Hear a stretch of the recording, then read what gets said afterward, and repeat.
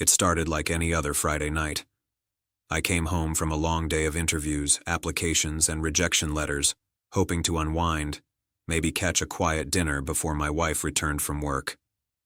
I didn't know that night would become a turning point in my life, or that my pride would collide with betrayal in the most humiliating way possible.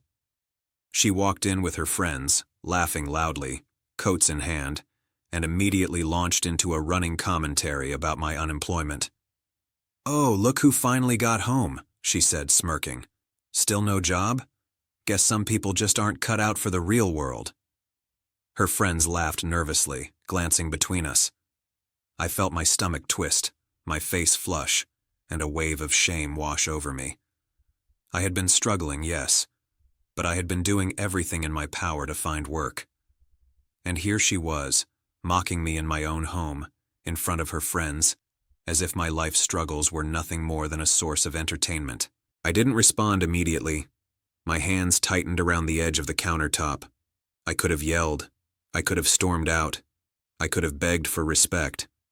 But something inside me shifted. I realized that responding with anger would only feed the spectacle she was creating. Instead, I chose silence and patience.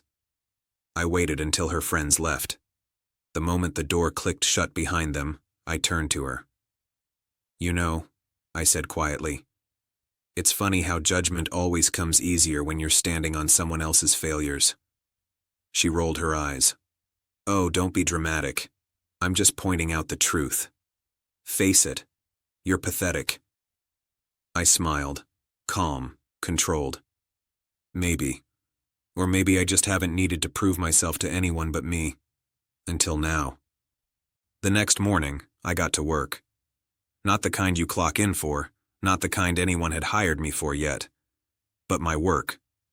I spent hours researching, networking, and preparing a plan that would change everything. Over the next few weeks, I meticulously set the stage for my revenge, not through confrontation, but through transformation. I landed a consulting position at a startup company.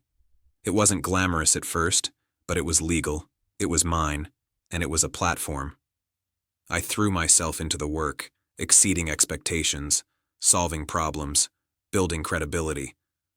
My reputation grew quietly, but unmistakably.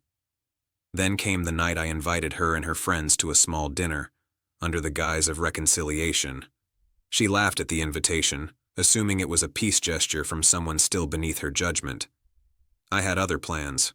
As they arrived, I watched her smug expression falter when she saw my new colleagues sitting at the table, successful, confident, and respectful professionals who had all come to meet the unemployed guy she had mocked.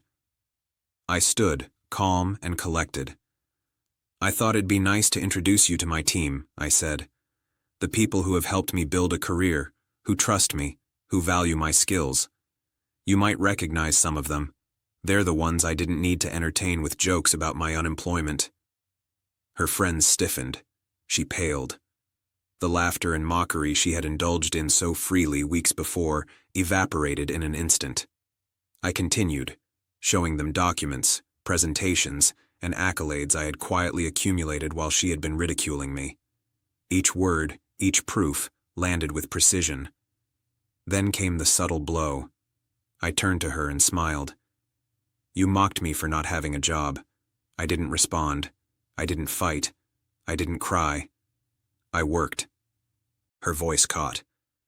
You did all this?" "Yes," I said calmly. "And now, I employ the people you laughed at. Your friends are meeting my team, seeing the work I do, the respect I command, the life I've built while you were busy humiliating me. Funny how things turn out." The room fell silent.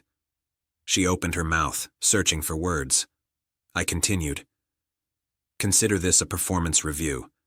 You judged without seeing the effort, dismissed without understanding the work. I stayed silent, but now the results speak louder than your ridicule ever could." Her friends exchanged glances, some whispering apologies. The smile she had worn to assert superiority was gone, replaced by the harsh reality that I had not only survived her mockery, but had thrived beyond her expectation.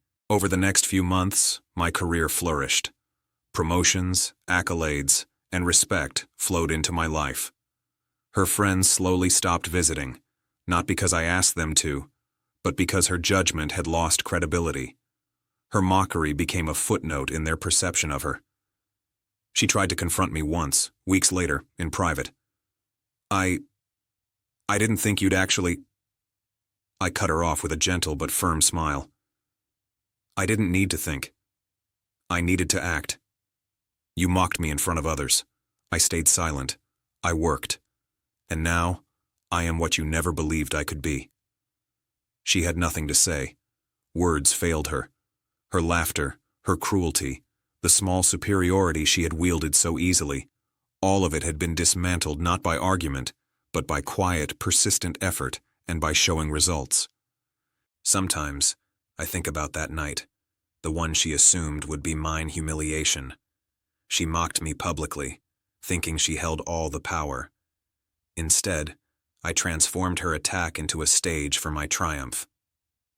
The lesson was simple, but profound. The best revenge isn't in confrontation. It's in preparation, persistence, and the quiet accumulation of success. She tried to diminish me with words. I responded with results. And in the end, she had no one to blame but herself. I had fired her mockery, replaced it with my achievement, and reclaimed my dignity. She had laughed at my unemployment, but I had turned it into the foundation of my triumph. Because sometimes, the loudest victory is the one that speaks for itself, long after the insults have faded.